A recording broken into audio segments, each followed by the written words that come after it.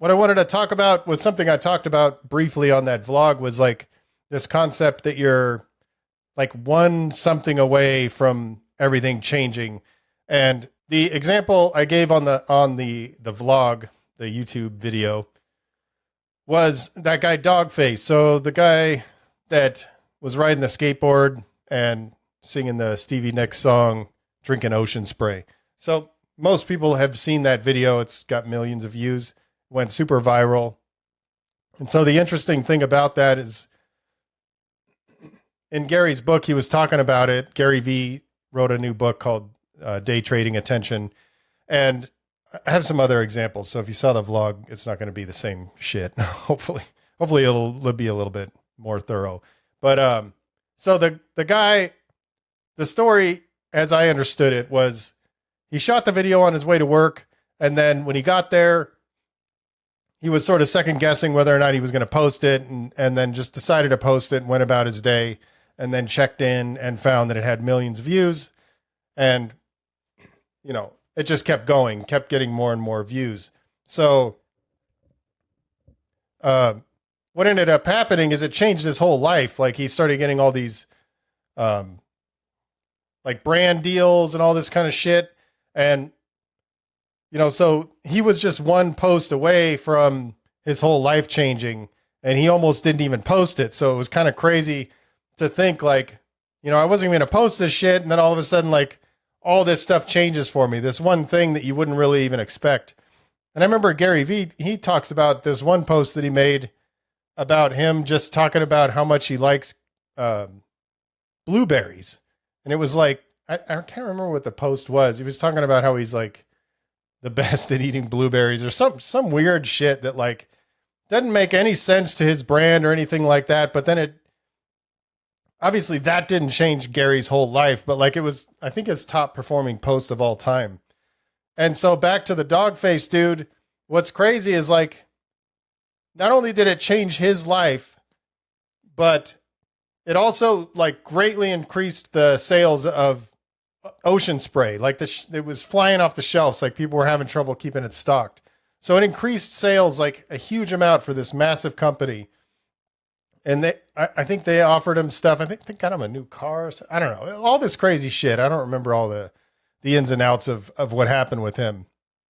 So that one weird post changed his life. It crazy increased sales of the ocean spray product, which is just nutty to think about. And then the other thing is, like, that song, I can't remember the name of the song. It was I'm just drawing a blank. But anyway, it was like written in the 70s, or it came out in like the 70s. And then it shot back up to number one for like a long time. So like, just this one thing, this one like silly fucking post that like he wasn't even going to put, it just like affected all these people. Shit. And so that's kind of the idea. It's like, you may be one of those things away, and it doesn't have to be like a post on social media. Like, it could be all these different things. It could be a phone call. It could be, you know, a meeting. It could be just, I don't know, all this different shit. Like, Ed Milet wrote a book about this called The Power of One More. And it's like, well, not necessarily about this. It's kind of related, but he also talks about doing one more. I'm not going to get too far into his book, but so it's crazy to think about that. And so when I think about it, I think if you're one shot away from getting everything that you want, and it doesn't mean like, I don't think you're taking it like I'm just saying all you have to do is one thing and your whole life's going to change. It's like, if you're not taking those I keep messing up my thing. If you're not taking all those shots, then if you're not taking the shots, then, you know, you may miss out on that one thing. That one thing may have been something that you decided not to do. So overall, the idea is like, take the shots, you know, and give yourself the best chance of getting those things. And I found some other examples here. So I'm going to pull up this list. So one example is J.K. Rowling. So I have just a little blurb here, and I'll read it. J.K. Rowling wrote the Harry Potter series. And it says, she was a struggling single mother when she decided to submit her manuscript for Harry Potter and the philosopher, Harry Potter and the philosopher, what the fuck? Harry Potter and the Philosopher's Stone. Why was I having trouble with that? That submission led to one of the most successful book series of all time. So think about that. Like, it's harder to take those shots when you're struggling. If you think about it. I mean, at least it is for me. I mean, I know like when times are hard, it's a lot easier to put shit off. So like, it's crazy to think that she may not have ever even done that. And they may have wrote it and never submitted it. And how many of those things do you think there are out there? There's probably millions of these manuscripts or playwrights or stories or all these kind of things that never got submitted or never got put out into the world. Probably some of the greatest art that's ever existed, nobody ever saw, because the person didn't ever want to show it, So it's interesting to think like, you're just one shot away, and a lot of those shots, I don't know, it's weird to think because there's probably a lot of people that had that thing and they just didn't take action on it. Another one here, Mark Zuckerberg, he was a college student when he decided to launch Facebook from his dorm room. This decision turned him into one of the youngest billionaires in history. And I can't remember exactly the whole story, but that whole thing was pretty crazy also, because it was mainly just like something to like match people or some shit like that. It was almost like what was it called? It was like, do you remember that website? Did you ever see this website? It was like, Am I Hot or Not or something? I don't know if that was it. I don't know. Anyway, but it wasn't meant to be this global crazy thing. It was meant to be this little thing of, connecting people in college. And you had to be, I think it was, where was he at Harvard? I didn't get that much information here. So my understanding was Facebook was only available at that one school. I think it was Harvard, if I remember right. And nobody else could join it. And then they started spreading out to more schools, and it was still only available in schools. I might not have all the details exactly right, but hopefully you get the gist. And then it started spreading out.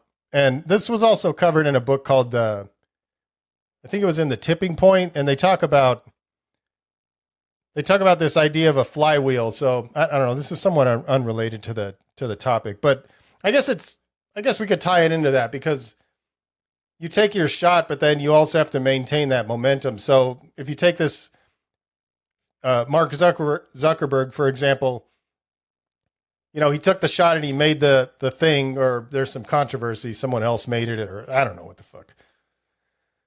But he made Facebook. It was called the Facebook back then, I think. And so it was only available to schools. That started spreading. It was only available to one school. That started spreading. Then it was available to all these other schools. I think then it ended up being just colleges, and then high schools, and then eventually made it to the public. And then obviously, it was all downhill from there. And now they're this huge thing. And in the book, The Tipping Point, they talk about the sort of flywheel effect. So the idea of the flywheel is like it's hard to get it moving. And so you might be working and working and working, and the flywheel's just, barely moving, but then it's so heavy, it picks up more and more momentum. And then eventually it's just, it's just going on its own momentum, and you just have to kind of maintain it, sort of. I don't know if I'm explaining that very well, but had he not taken that shot, he wouldn't have had the opportunity to, to have that thing to build the momentum from. Jeff Bezos is another one that came up. He was working on Wall Street when he decided to quit his job and start an online bookstore, the risk that led to the creation of Amazon, one of the largest companies in the world. And so you might think, oh shit, well, he's already working on Wall Street, he's probably making a lot of money, but like, think about that for a second. I mean, I remember using Amazon when I was in college, and it literally was just a bookstore. You bought books online. And now look at it. It's like they have their own trucks and shit. Like they're when you buy shit on Amazon, sometimes it comes from the post office or USPS, but like they have their own like fleet of trucks. And eventually I would imagine they're not even going to use these other services. Like and the Amazon online service is another huge thing that powers all kinds of shit that like we don't even know about. So it's like pretty crazy to think about, you know, he started this bookstore and then it turned into this thing. Like imagine if he was like, nah, you know what? I don't want to do this whole online shit. You know, he was one of the early adopters of selling things online. You know, think about how crazy it is, like how spoiled we are from Amazon because of like how big they've gotten to where you can buy anything you want, get it shipped to your house for free, sometimes the same day. Like he may not have even taken that shot.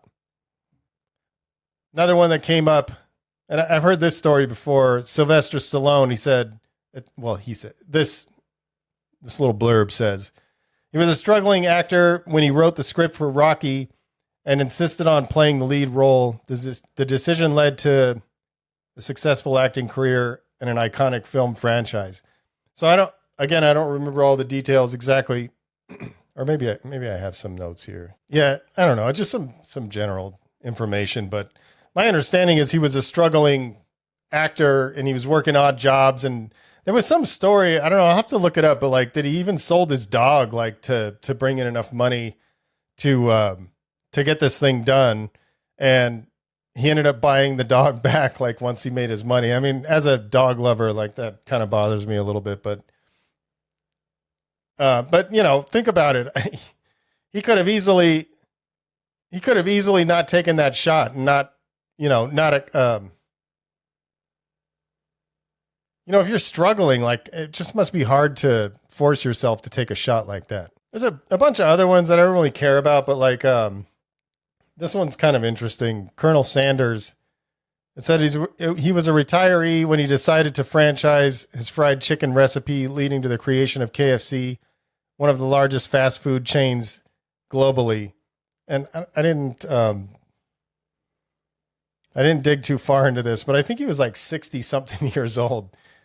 I mean, imagine that. Like that means like I'm still like, I feel like when I think about like my career, I'm like, man, I'm 50. Like, I don't know how much more time I got, but it's like, you really do have a lot of time if you think about it. I mean, we obviously I don't know how much time I have, but like if I was going to live a normal lifespan, I got time, you know?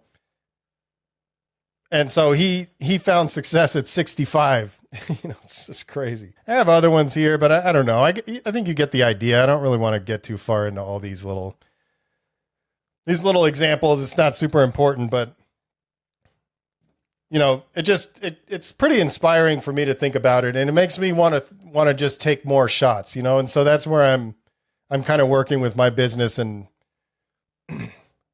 one of my strategies is to be more aggressive about putting out content, be more consistent at putting out these podcasts. And I started this vlog to put more stuff out there. And I'm trying to keep it like quality stuff and not just posting for the sake of posting. But it's like, you just never know what piece of content or what shot you take is going to be the one that's going to change your life for the better.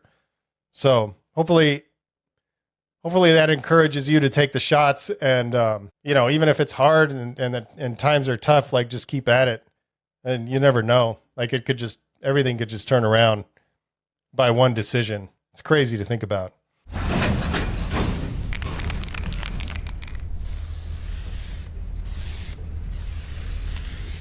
All right.